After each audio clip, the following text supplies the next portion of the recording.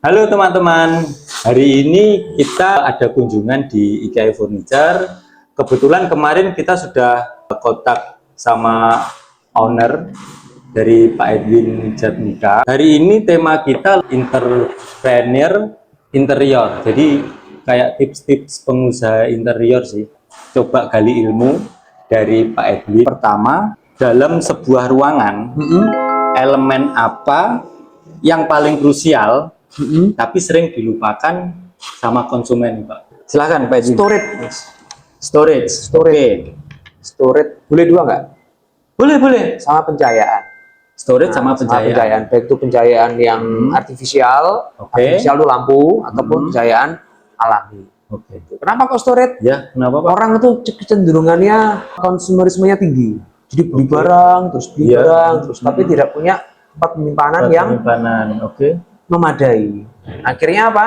Rumah jadi berantakan, ada barang kecil-kecil di mana-mana. Itu sering sekali dilupakan. Itu storage ya, Pak? Betul. Coba bandingkan rumah yang sudah ada kitchen setnya sama yang belum ada kitchen setnya. Ya.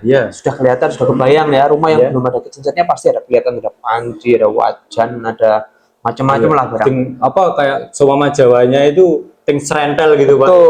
Betul. Tapi kalau sudah dimasukkan ke dalam kabinet, dalam kitchen set, pasti akan kelihatan lebih rapi. Nah, perencanaan storage ini juga harus sesuai dengan konsumerismenya itu. Jangan beli terus tapi lupa, oh ya aku punya penyimpanan nggak ya? Beli terus tapi nggak dipertimbangkan penyimpanannya, akhirnya sama aja meskipun sudah punya kitchen set, tapi beli terus nggak daya tampungnya habis, ya tetap akan berserakan dan ujungnya tidak rapi lagi. Seperti itu. Sama pencahayaan, ini seringkali jadi perencanaan terkait pencahayaan ini kurang diperhatikan. Jadi akhirnya suasana rumah jadi kelihatan suram atau mungkin jadi terlalu terang. Terlalu terang karena secara teoritis itu ada rumusnya bagaimana menghitung kebutuhan pencahayaan. Seperti itu. Dua hal itu. Elemen paling krusial kan salah satunya pencahayaan. Betul. Cara pencahayaannya contohnya nggak sih, Pak? Mulai dari jendela, saya lupa hitungannya itu berapa persen, pokoknya kalau nggak salah ya, itu 30% dari luas ruangan.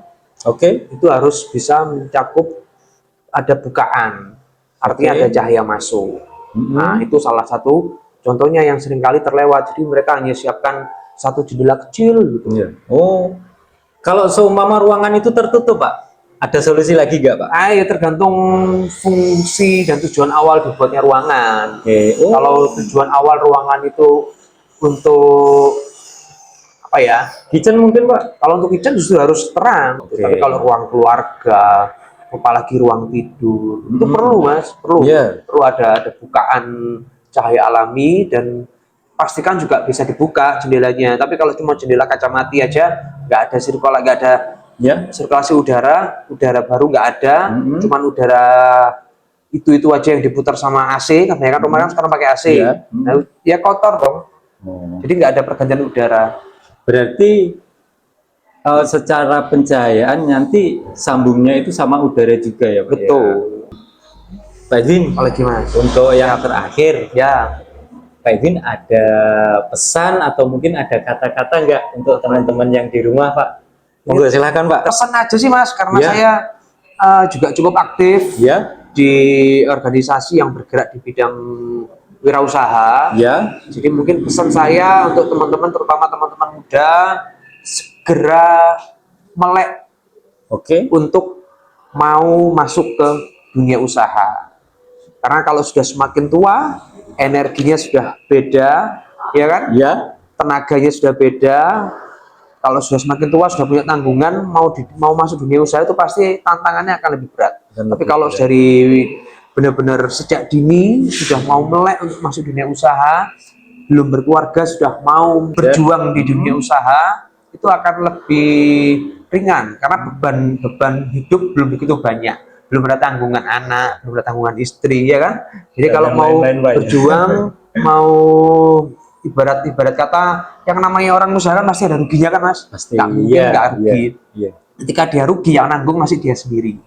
Ya toh, Mas. Iya. Dia Siap, sudah siap, banyak siap. rugi, banyak rugi. Ketika sudah di posisi yang saatnya untung, nah sudah siap saatnya untuk membina rumah tangga, anak-anaknya sudah, anak istrinya terutama Iya. sudah tinggal menikmati hasil kerja kerasnya. Jadi pesan saya sedini mungkin untuk mulai masuk ke dunia usaha. Kalau boleh tahu nih Pak, kita gali lebih dalam lagi.